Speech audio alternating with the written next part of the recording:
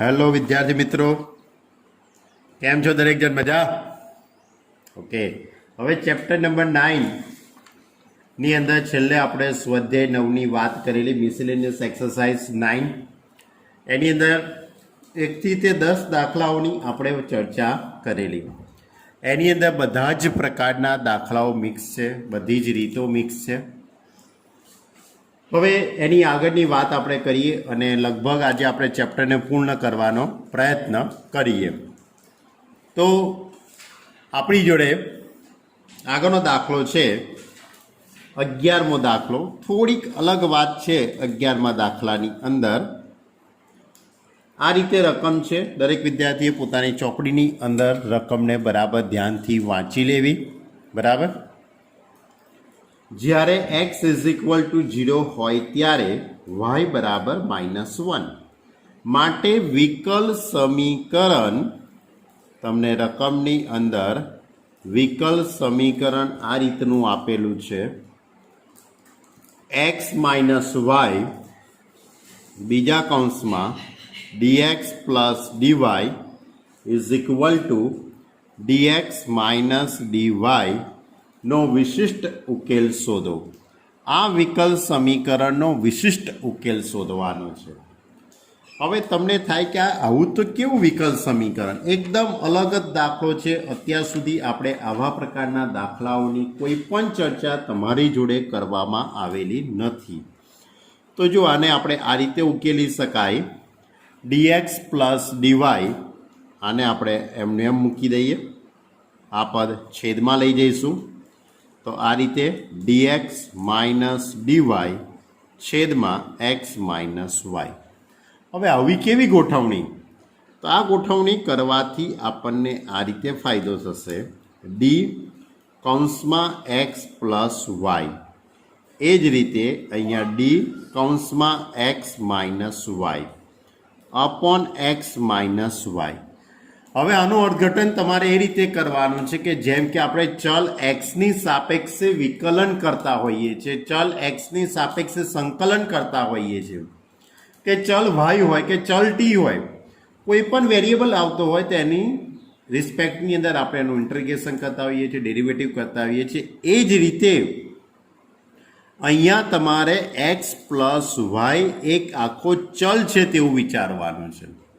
અહીંયા પણ x - y એક આખો ચલ છે તેવું તમારે વિચારવાનું છે.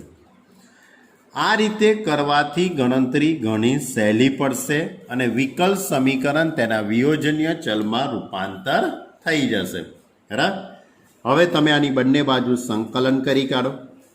હવે આની બંને બાજુ આપણે સંકલન જે કંઈ થશે તે x + yની સાપેક્ષે થવાનું છે, એટલે અહીંયા 1 કહી શકાશે. એ જ રીતે અહીંયા પણ સંકલન d × x - y upon x - y. બંને બાજુ સંકલન લગાડી દીધું આપણે. તો એકનું સંકલન x થાય છે, તમને ખ્યાલ છે, એકનું સંકલન x થાય છે. તે જ રીતે x + yનું 1નું સંકલન x + y. કેમ? કારણ કે કોની સાપેક્ષે છે? x + yની સાપેક્ષે છે માટે. અહીંયા શું થાય છે? છેદનું વિકલન ઉપર સેટ થઈ ગયું. છેદનું વિકલન ઉપર, અથવા તો 1/x - yનું સંકલન વિચારો. 1/x - y, 1/x - yનું સંકલન થશે log x - y અને પ્લસ c. ખૂબ જ અલગ વાત મેં કરી છે તમારી જોડે. હવે આ જે ઉકેલ આવ્યો તે વ્યાપક ઉકેલ આવેલો છે. હવે તમારે સમીકરણ નંબર 1ની અંદર જે પ્રારંભિક શરત આપણને આપેલી છે કે x = 0 હોય ત્યારે y = -1, એટલે તમારે સમીકરણ નંબર 1માં x = 0 અને y = -1 મૂકતા. બરાબર. હવે આ કિંમતો આપણે આમાં મૂકી દઈએ સમીકરણ નંબર 1માં.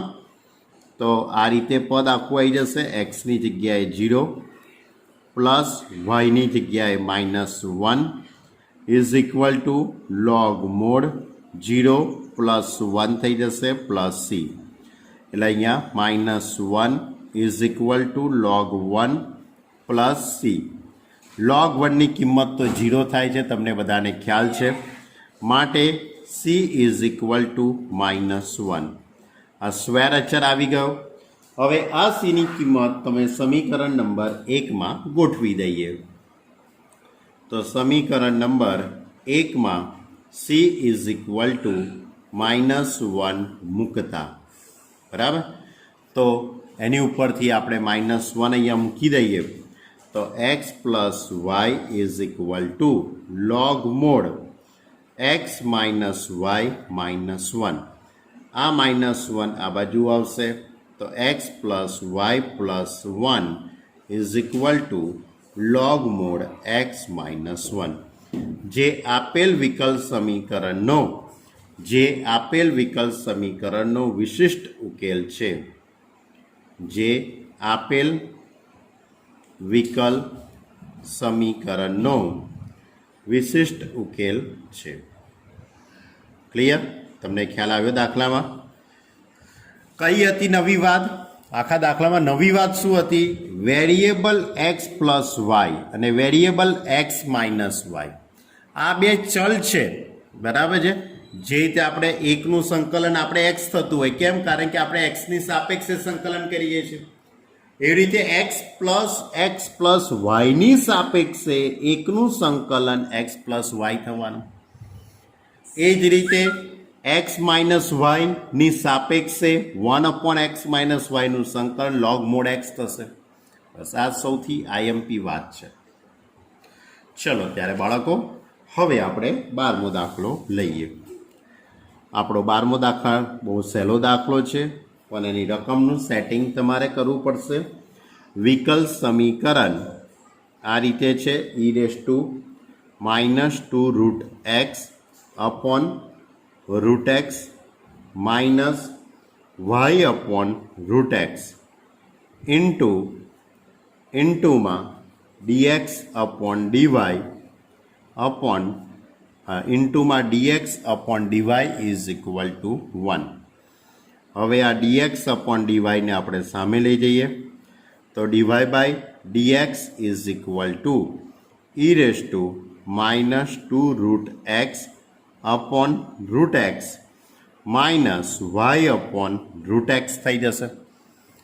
હવે આપણે એવું કરીએ કે y/√x વાળું જે પદ છે એને હું આ બાજુ લાવી દઉં, કે જેથી કરીને આપણી જે 3 મેથડો છે એમાંની કોઈ એક મેથડ અહીંયા સેટ થઈ જાય. તો dy બાય dx આ પદ આ બાજુ આવશે એટલે plus y/√x is equal to e−2√x upon √x.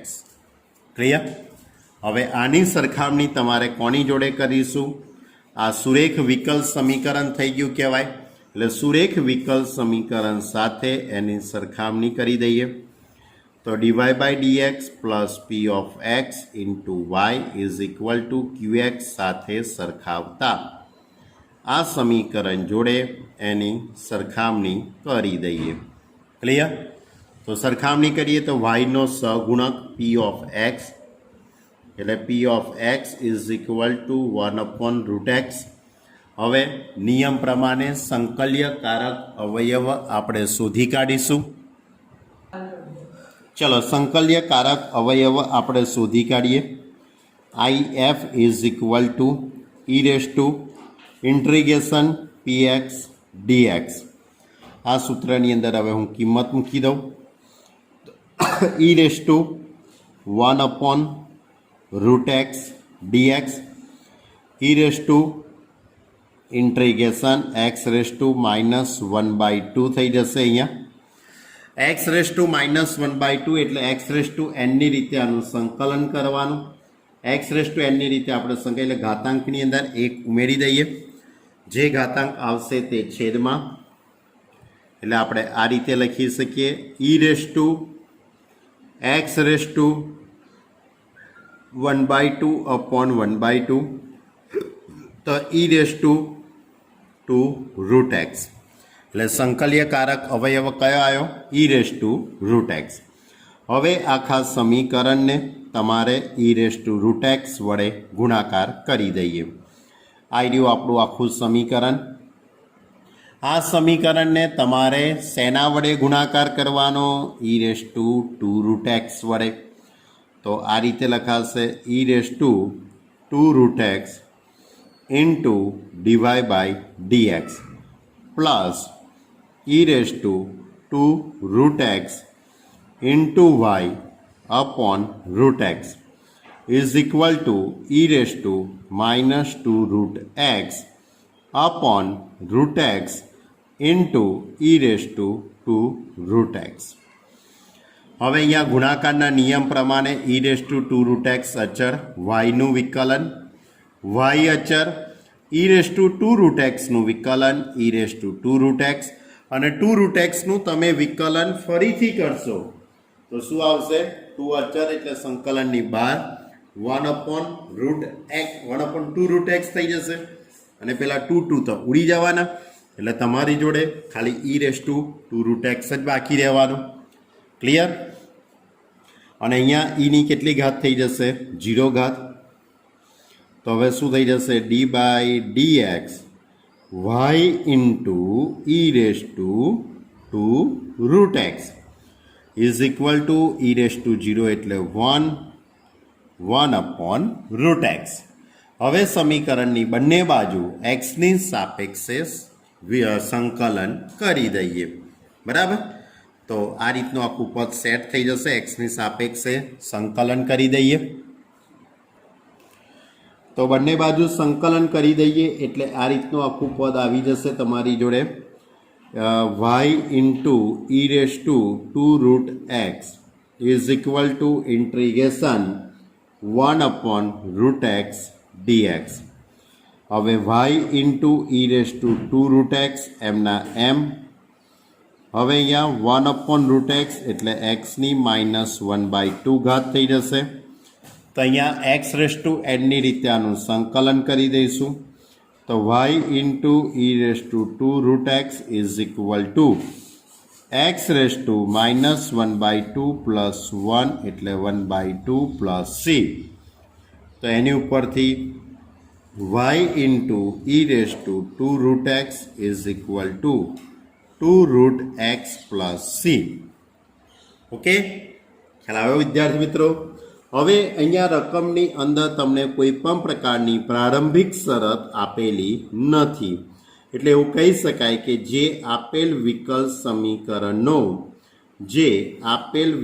સમીકરણનો વ્યાપક ઉકેલ છે. ક્લિયર? ખ્યાલ આવે દરેકને? આમ તો આ બધા દાખલા તમને હોમવર્કમાં જ આપવાના હતા, પણ હવે બાળકોને ક્યાં અત્યારે તકલીફ આપવી એ હેતુસર પછી સોલ્વ કરાવી દીધા. ચલો હવે આગળનો દાખલો. વિકલ સમીકરણ આપેલું છે, કંઈક આ રીતે છે. વિકલ સમીકરણ dy/dx plus y into cot x is equal to 4x into cosec x. આ રીતનું વિકલ સમીકરણ આપેલું છે. એના રકમના શબ્દો પણ કંઈક આ રીતે જ છે કે x is equal to 0 x is equal to π/2 હોય ત્યારે y બરાબર 0 માટે આ વિકલ સમીકરણનો વિશિષ્ટ ઉકેલ શોધો. કયો ઉકેલ શોધવાનો છે? વિશિષ્ટ ઉકેલ. શોધી કાઢીએ ત્યારે શુભ કામ મેં દેરી ક્યું? ચલો ચલો ચલો ચલો, કોણ સી મેથડ? આમાં કઈ મેથડ લાગુ પડશે વિદ્યાર્થી મિત્રો? જુઓ, y ઇન્ટુ cot x, આ x વાળું પદ છે, આ y વાળું પદ અને એની જોડે આ વેરિયેબલ x, એટલે કે સુરેખ વિકલ સમીકરણ. તો dy/dx plus p of x into y is equal to q of x સાથે સરખાવતા.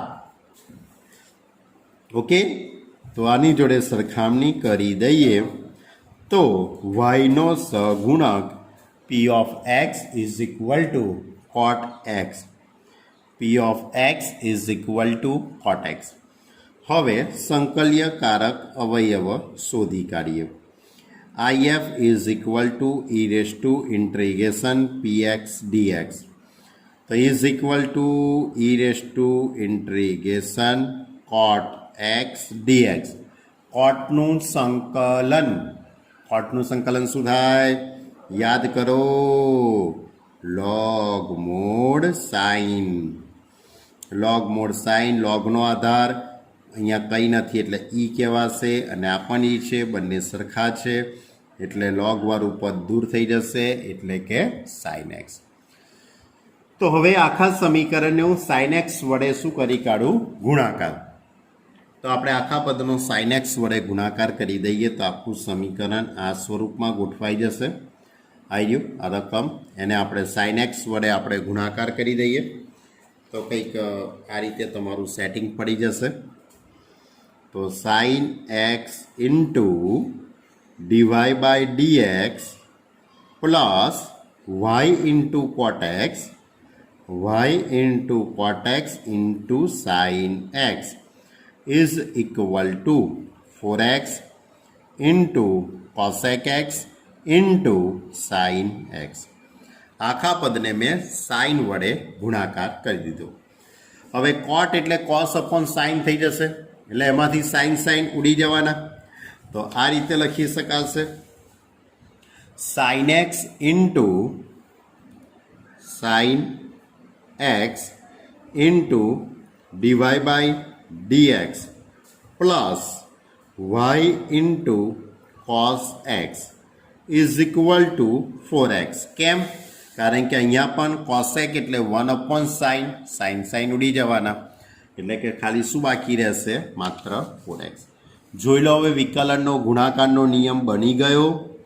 sin અચળ, yનું વિકલન, y અચળ, સાઇનનું વિકલન cos, એટલે અહીંયા વિકલનનો ગુણાકારનો નિયમ બની ગયો. તો હવે આપણે નિયમ પ્રમાણે આવું લખી શકીએ D by dx y into sine x, y into sine x is equal to 4x. હવે આની બંને બાજુ xની સાપેક્ષે સંકલન કરતા તો y into sine x is equal two integration 4x dx. Therefore, y into sin x is equal to 4 into x નું સંકલન x square by 2 plus c. અહીંયાથી 2 છેદ ઉડી જશે એટલે y sin x is equal to 2x square plus c. આને આપણે પરિણામ નંબર 1 કહી દઈએ કારણ કે રકમની અંદર આપણને વિશિષ્ટ ઉકેલ શોધવાનો છે. પ્રારંભિક શરત આપેલી છે. વોટ ઇઝ ગિવન ધેટ બચ્ચે લોગ? x is equal to pi by 2 જ્યારે y બરાબર 0. એટલે સમીકરણ નંબર 1માં x is equal to pi by 2 અને y બરાબર 0 મૂકતા. તો મૂકી દઈએ yની જગ્યાએ 0 એટલે આખું પદ 0 થઈ જશે. 0 ઇઝ ઇક્વલ ટુ એક્સની જગ્યાએ પાઈ બાય 2, એક્સની જગ્યાએ પાઈ બાય 2 મૂકવાનું છે બાળકો. તો પાઈ સ્ક્વેર અપોન 4 પ્લસ સી થઈ જશે. તો એની ઉપરથી અહીંયા 2 દુ 4 એટલે કે C is equal to minus pi square upon 2. આવી ગઈ સીની કિંમત. આ સીની કિંમત સમીકરણ નંબર 1માં મૂકી દઈએ તો સમીકરણ નંબર 1માં C is equal to minus pi square upon 2 મૂકતા તો શું લખી શકાશે? y into sine x is equal to 2x square minus pi square upon 2 જે માંગેલ વિશિષ્ટ ઉકેલ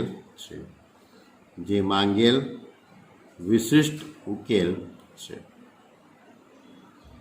ઓકે.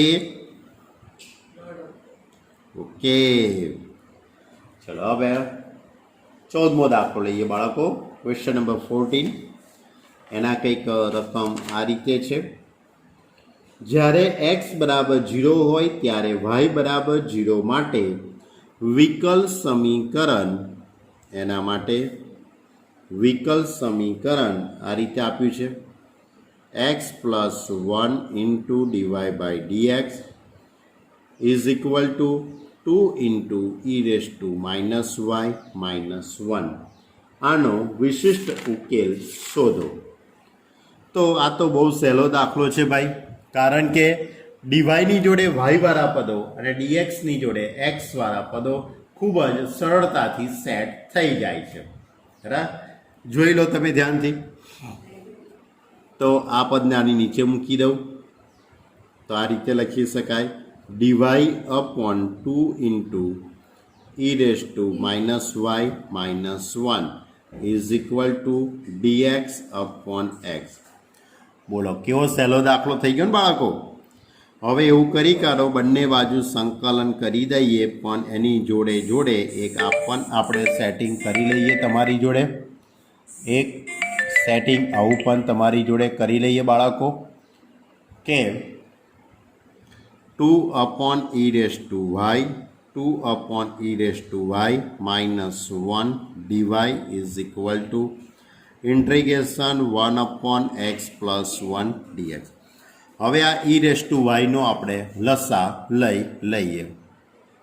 જો આ રીતે લસા લઈશું તો આ રીતનું પદ આખું સેટ થઈ જશે. હવે આની બંને બાજુ પહેલાં તો એકવાર માઇનસ કોમન કાઢી કાઢું, કારણ માઇનસ એટલા માટે હું કોમન કાઢવાનું વિચારું છું બાળકો, કે છેદનું વિકલન અંશમાં સેટ થાય છે પણ માઇનસનું સમસ્યા આવે છે. એટલે e raise to Y minus 2 dy is equal to minus integration 1 upon x plus 1 dx. Minus common કાઢ્યા એટલે આ છેદનું વિકલન ઉપર થઈ ગયું. એટલે log mod e raise to Y minus 2 is equal to 1 upon x plus 1નું સંકલન log mod x plus 1 plus log mod of C. Log mod of C લખીએ એટલે કે અહીંયા આ પદ આ બાજુ આવી જશે.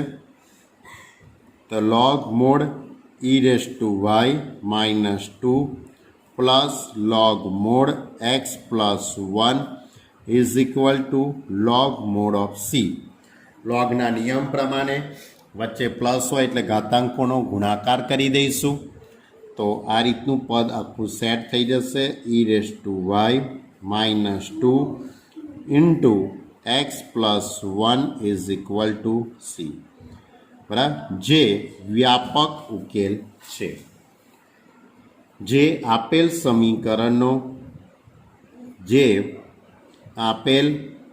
વિકલ સમીકરણનો વ્યાપક ઉકેલ છે. હવે આ સમીકરણની અંદર પ્રારંભિક શરતો આપી છે. એક્સ બરાબર 0 હોય ત્યારે વાય બરાબર 0 લેવાના. એટલે સમીકરણ નંબર 1માં, પરિણામ નંબર 1માં એક્સ બરાબર 0 અને વાય બરાબર 0 મૂકતા, તો એક્સની જગ્યાએ 0 અને વાયની જગ્યાએ 0 મૂકી દઈએ તો ઈ રેસ ટુ 0 માઇનસ 2. બીજા કૌંસમાં 0 plus 1 is equal to C. તો એની ઉપરથી આ માઇનસ 1 થઈ જશે, કારણ કે ઈ રેસ ટુ 0 એટલે 1 માઇનસ 1. તો C is equal to minus 1. આ સીની કિંમત સમીકરણ નંબર 1માં મૂકી દઈએ. સમીકરણ નંબર 1માં સી બરાબર -1 મૂકતા, તો -1 મૂકી દઈએ તો E raise to Y minus 2 into X plus 1 is equal to -1, જે વિશિષ્ટ ઉકેલ છે. જે આપેલ વિકલ સમીકરણનો વિશિષ્ટ ઉકેલ છે. ક્લિયર? તો આ હતો આપણો 14મો દાખલો. હવે 15મા દાખલાની વાત કરીએ. હવે 15મો જે દાખલો છે તે વ્યવહારિક દાખલો છે, પ્રેક્ટિકલી સમ છે. ખૂબ જ તમે શાંતિથી રકમને સાંભળવી પડશે, તમે રકમને ખૂબ જ શાંતિથી ચોપડીમાં વાંચવી પડશે, ત્યાર પછી ખ્યાલ આવશે. જો આ રીતે એક ગામની વસ્તીનો સતત વૃદ્ધિ દર કોઈ પણ સમયે રહેવાસીઓની સંખ્યાના પ્રમાણમાં છે. બરાબર, કોઈ પણ સમયે હાજર રહેવાસીઓના સંખ્યાના સમપ્રમાણમાં છે. જો 1999માં ગામની વસ્તી 20,000 હોય અને 2004માં ગામની વસ્તી 25,000 હોય, તો 2009માં તે ગામની વસ્તી કેટલી હશે? આવી વાત આપણે શોધવાની છે. જો રકમ તમે ખૂબ શાંતિથી વાંચી લીધી હશે. એક શહેરની વસ્તી, શહેરની નહીં, ગામની વસ્તી છે. ગામની વસ્તીનો વૃદ્ધિદર એ સમયની સાપેક્ષે થતો ફેરફાર કહેવાય. તો આપણે એવું કહી શકીએ, ધારો કે કોઈ એક સમયે એટલે કે ટી સમયે ગામની વસ્તી એ પી જેટલી છે, પોપ્યુલેશન એટલે પી, એના ઉપરથી આપણે ધારી લઈએ છીએ કે ધારો કે ટી સમયે કોઈક સમય એવો છે, એ સમયે ગામની વસ્તી પી જેટલી છે. ગામની વસ્તી કેટલી છે? પી છે. ટી સમયે તેનો થતો ફેરફાર વૃદ્ધિ દર સમયની સાપેક્ષે વિકલન એ કોના સમપ્રમાણમાં છે? તે સમયની હાજર વસ્તીના સમપ્રમાણમાં છે, પ્રમાણમાં છે. એટલે ડીપી અપોન ડીટી ચલે છે પી. હવે આ સમપ્રમાણતાનું ચિહ્ન દૂર કરી કાઢીએ એટલે કે આવશે. એટલે આપણે આ રીતે લખી શકીએ કે DP upon DT is equal two k into પી, કે જ્યાં કે એ સમપ્રમાણતાનો અચળાંક છે. એટલે કે ઇઝ નોટ ઇક્વલ ટુ 0. હવે સમીકરણ બની જશે DP upon P is equal two k into DT. હવે વિયોજનીય ચલમાં રૂપાંતર થઈ ગયું. બંને બાજુ આપણે એક્સની સાપેક્ષે બંને બાજુ સંકલન લગાડી દઈએ તો આ રીતે થશે 1/p DP is equal two કે ઇન્ટિગ્રેશન 1 ડીટી. 1/p નું સંકલન log mod of p, 1નું સંકલન ટી અને પ્લસ સી, અને સમીકરણ નંબર 1 કહી દઈએ. હવે આમાં સમપ્રમાણતાનો અચળાંક સી છે, આ કે, અને સ્વેર અચર સી છે. હવે આપણે આને કંઈક હું આ રીતે લખી શકું કે 1999માં એટલે કે શરૂઆતની સમય થયો કહેવાય. આપણો જે પ્રેક્ટિકલ એટલે કે જે દાખલો છે એ શરૂઆતની સમયની વાત છે કે 1999માં શહેરની વસ્તી 20,000 છે. એટલે ટી બરાબર 0 સમયે એટલે કે હું તમને કહી દઉં 1999 વર્ષમાં, બરાબર, આ શહેરની વસ્તી કેટલી છે? પી ઇઝ ઇક્વલ ટુ 20,000. તો તમારે સમીકરણ નંબર 1માં ટી બરાબર 0 અને પી બરાબર 20,000 મૂકી દઈએ. તો પીની જગ્યાએ અહીંયા 20,000 મૂકી દઉં તો આપણે આ રીતે લખી શકાશે log પીની જગ્યાએ 20,000, ટીની જગ્યાએ 0 પ્લસ સી. તો એની ઉપરથી C is equal two log 20,000. આવી ગઈ સીની કિંમત. આ સીની કિંમત સમીકરણ નંબર 1માં મૂકી દઉં. પણ એ પહેલાં એવું લખેલું છે કે 2004માં એટલે કે 5 વર્ષ પછી શહેરની વસ્તી 25,000 થાય છે, બરાબર. એટલે કે 2004માં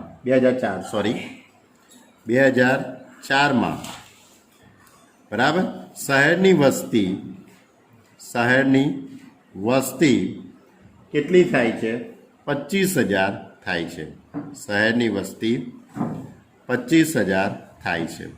એટલે કે એનો અર્થ એવો થયો કે ટી બરાબર 5 વર્ષ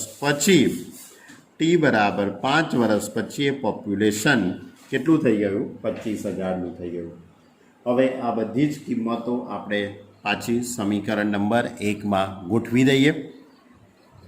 તો સમીકરણ નંબર 1માં ગોઠવણી કરી દઉં તો log પીની જગ્યાએ આપણે કેટલા મૂકી દઈશું? 25,000 ઇઝ ઇક્વલ ટુ KT એટલે 5K પ્લસ સી એટલે કે log 20,000. હવે આની ઉપરથી હું કેની કિંમત શોધી કાઢું તો 5K ઇઝ ઇક્વલ ટુ આ રીતે લખી શકાશે log 25,000 ભાગ્યા 20,000 થઈ જશે. આમાંથી આ 3 શૂન્ય ઉડી જવાની એટલે 5K is equal two log 5/4. હવે આ 5 છે ને સામે લઈ જઈશું એટલે આપણને કેની કિંમત મળી જશે. અને રકમની અંદર જે માહિતી આપેલી છે એ માહિતી ઉપરથી તમારે પહેલાં સી મળશે t બરાબર 0 સમયે, એટલે કે શરૂઆતમાં 1999 વર્ષમાં વસ્તી 20,000 હતી. પછી 2004માં શહેરની વસ્તી 25,000 થાય છે, એટલે કે 1999 અને 2004 એટલે 5 વર્ષનો ડિફરન્ટ થયો. 5 વર્ષમાં શહેરની વસ્તી 25,000 થઈ ગઈ, એટલે એની ઉપરથી તમને કેની કિંમત મળી ગઈ. દેખો એટલે કે આપણે k ઇઝ ઇક્વલ ટુ 1/5 5/4 આવી ગયું. હવે સમીકરણ નંબર 1માં આ બંને સ્ક્વેર અચર એટલે કે k અચળાંક અને c એ સ્ક્વેર અચર છે એની કિંમત મૂકી દીધી મેં. તો log mod of p is equal two t/5 plus log 5/4 plus log 20,000. આને આપણે સમીકરણ નંબર 2 કહી દઈએ. હવે 2009માં શહેરની વસ્તી કેટલી થઈ હશે એ હવે આપણે શોધવાનું છે. શહેરની નહીં, ગામડાની વસ્તી. 2009 એટલે કે 10 વર્ષ પછીની વાત છે. તો 10 વર્ષ પછી પીની કિંમત કેટલી હશે એ આપણે શોધીએ. કારણ કે 2009 વાતની સ્ટાર્ટિંગ આપણે 1999થી કરેલી છે, એટલે 1999ને આપણે 0 વર્ષ તરીકે વિચારેલું છે, એટલે 2009 એ 10 વર્ષ થઈ ગયા કહેવાય. એટલે 10 વર્ષમાં પીની કિંમત કેટલી? તો હું સમીકરણ નંબર 1ની અંદર સમીકરણ નંબર 2માં પીની કિંમત શોધવાની છે. ટીની જગ્યાએ 10 મૂકી દઉં એટલે 10/2 plus into log 5/4 plus log 20,000. હવે log mod of p is equal to આ 2 થઈ જશે 2 ઇન્ટુ log 5/4 પ્લસ log 20,000. હવે આ 2 છે તેને ઉપર લઈ લઈએ અને બંને બાજુથી log દૂર લઈ લઈએ તો 5/4 એનો વર્ગ થઈ જશે ઇન્ટુમાં 20,000 એટલે 25/16. તો p ઇઝ ઇક્વલ ટુ 25/16 ઇન્ટુમાં 20,000. હવે આનું તમે કેલ્સીની મદદથી સાદુરૂપ આપશો તો 31,250. એટલે p is equal two 31,250.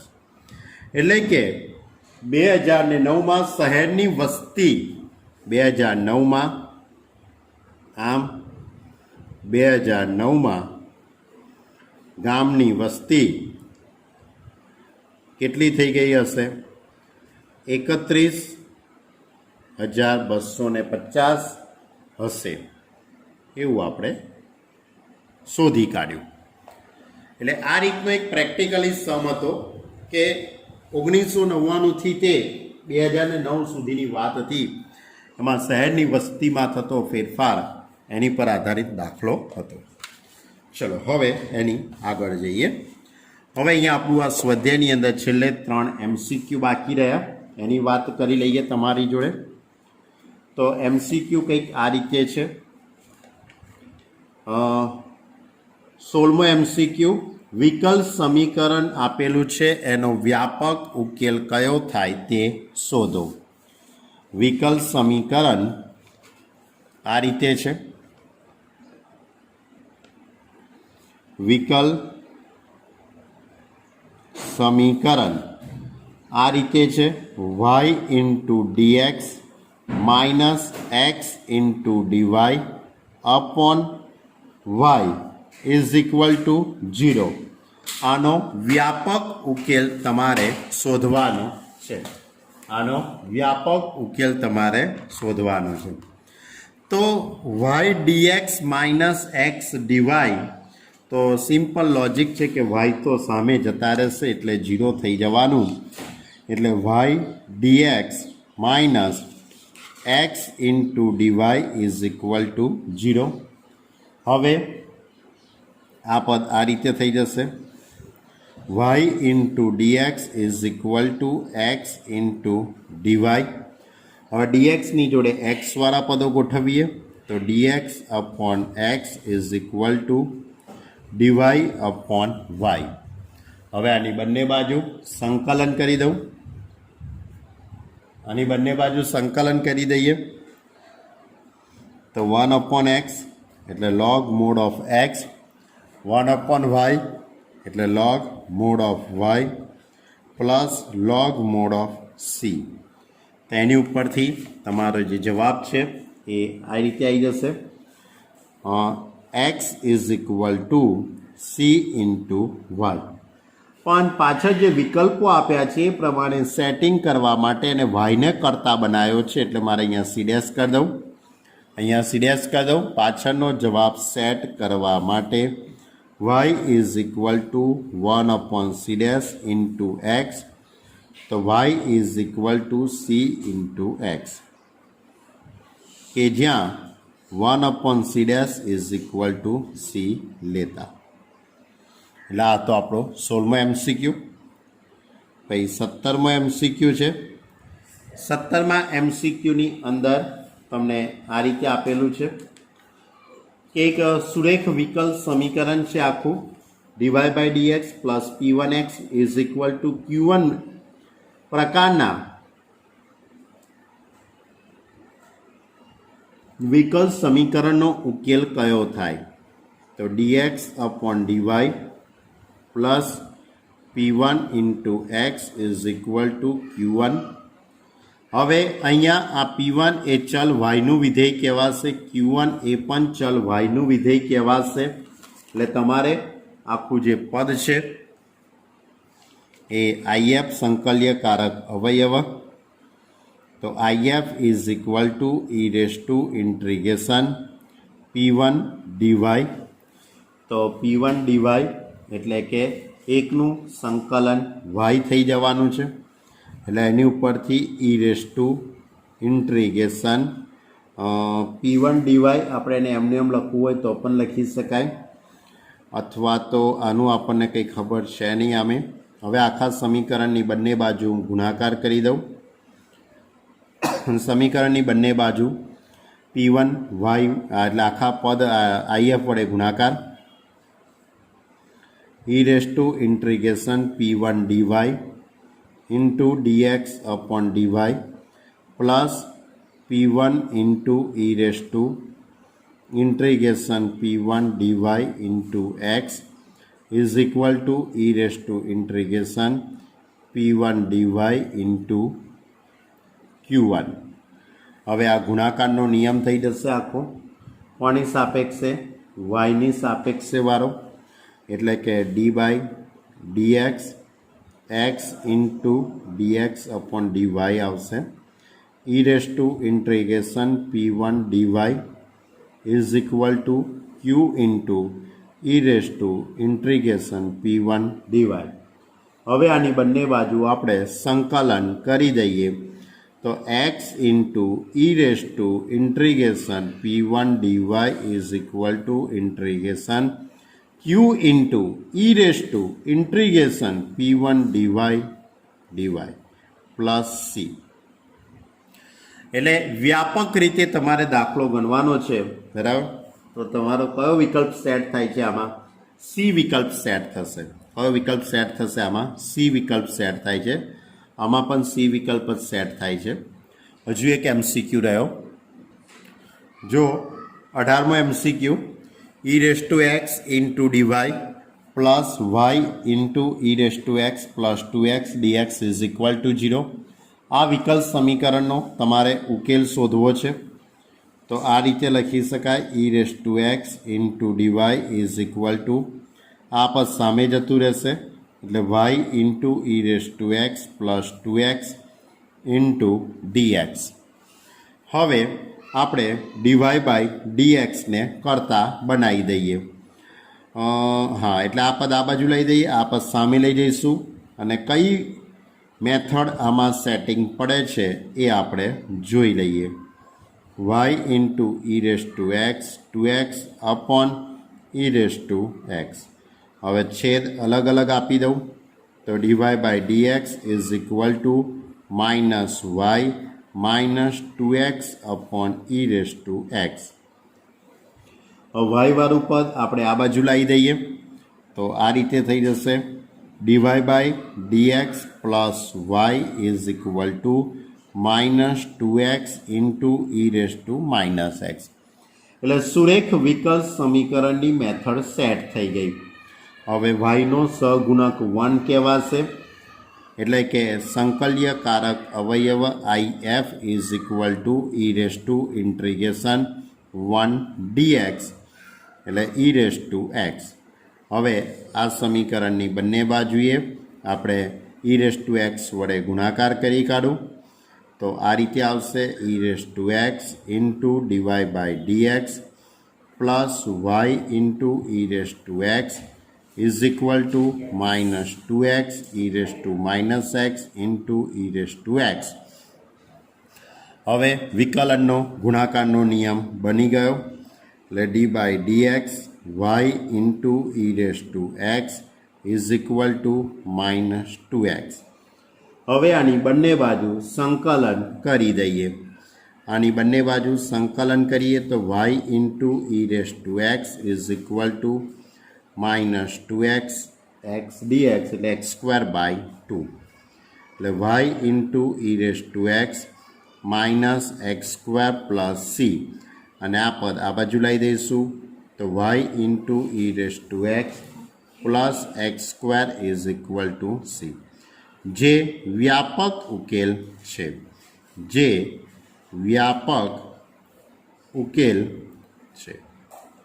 Clear? એટલે આ પણ બહુ સહેલો એમસીક્યુ હતો, પણ ભલે દાખલાની જેમ આપણે ગણેલો હોય તમે તમારી રીતે સોલ્વ કરી શકો છો કારણ કે એમસીક્યુ છે.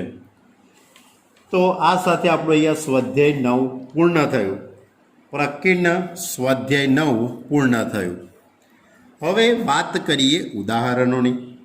તો મેં તમને કીધેલું કે લગભગ આની અંદરના બધા જ ઉદાહરણ આવડે એવા જ છે, તમારે જ ગણવાના છે. પરંતુ વ્યવહારિક જે ઉદાહરણો હતા એમાંની ઘણી બધી વાતો મેં કરેલી છે, પણ છેલ્લે એક ઉદાહરણ મારે ચલાવવાની ઈચ્છા થઈ ગઈ છે કે જેથી કરીને કે તમને એવું લાગે ના કે સાહેબે બધું હોમવર્કમાં જ આપી દીધું. બરાબર, સહેલું જ છે.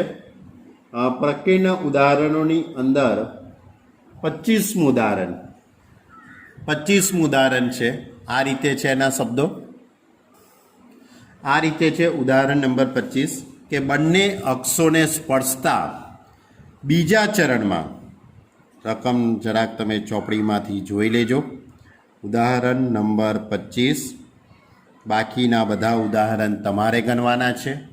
કોઈ ઉદાહરણ તમને ન આવડે તો તમે મારો સંપર્ક કરી શકો છો. તો ઉદાહરણ નંબર 25 આ રીતે કે બીજા ચરણમાં બંને અક્ષોને સ્પર્શતા વર્તુળોની સંહતિનું વિકલ સમીકરણ મેળવો. બરાબર, વર્તુળોની સંહતિ એટલે વર્તુળોનો સમુદાયનું વિકલ સમીકરણ મેળવવાનું છે. આવી જ વાત આપણે આગળના એક સ્વાધ્યાયની અંદર પણ કરેલી છે. ત્યાં પ્રથમ ચરણની અંદરના દાખલા હતા. આ બીજા ચરણનું છે. મેથડ તો એની એ જ છે, પણ હવે તમને નારાજ કરતો નથી એટલે હું સોલ્વ કરાવી દઉં છું. આ રીતે બીજા ચરણની અંદર આ રીતે બીજા ચરણમાં બંને અક્ષોને સ્પર્શતા વર્તુળોની સંહતિ. તો ધારો કે આ વર્તુળની ત્રિજ્યા આર છે. ધારો કે વર્તુળની ત્રિજ્યા આર છે. જો વર્તુળની ત્રિજ્યા આર હોય તો એની ઉપરથી એના કેન્દ્રના યામ માઇનસ આર થાય. કેમ? કારણ કે બીજા ચરણમાં માઇનસ પ્લસ આવશે. હવે વર્તુળનું સમીકરણ શોધી કાઢીશું. તો વર્તુળનું સમીકરણ તમને સૂત્ર ખ્યાલ છે, એક્સ માઇનસ એચનો whole square plus y minus કેનો whole square is equal to r square. આમાં કેન્દ્રના યામ માઇનસ એ પ્લસ એ એટલે એક્સ પ્લસ એનો હોલ સ્ક્વેર વાય માઇનસ એનો whole square is equal to a square. બરાબર, આ છે બીજા ચરણની અંદર સ્પર્શતા વર્તુળનું સમીકરણ. હવે તમે અહીંયાથી પણ વિકલન કરી શકો છો, અથવા તો તમે અહીંયાથી પહેલાં વિસ્તરણ કરી કાઢો. X square plus a square plus 2ax plus y square minus 2ay plus a square is equal to a square. A square ઉડી જશે તો આ રીતનું સમીકરણ આવી જશે. X square plus y square plus 2ax minus 2ay plus a square is equal to 0.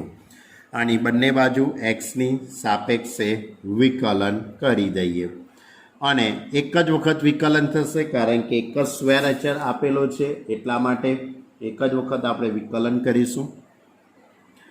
તો x સ્ક્વેરનું વિકલન 2x, વાય સ્ક્વેરનું વિકલન 2y, 2a કેમ કે એક્સનું વિકલન 1 થઈ જશે, 2ay1 અને એ સ્ક્વેરનું વિકલન 0. હવે આમાંથી એ કોમન 2 તો કોમન નીકળી જવાના છે, એટલે આખું પદ કંઈક આ રીતે થઈ જશે અને આને હું સામે લઈ જાઉં તો ay1 માઇનસ એ. તો x plus Y is equal to a common, તો y1 માઇનસ 1 થઈ જશે. હવે આમાંથી a is equal to x plus y upon y1 minus 1. હવે આ એની કિંમત આપણે પરિણામ નંબર 1માં મૂકી દઈશું આપણે.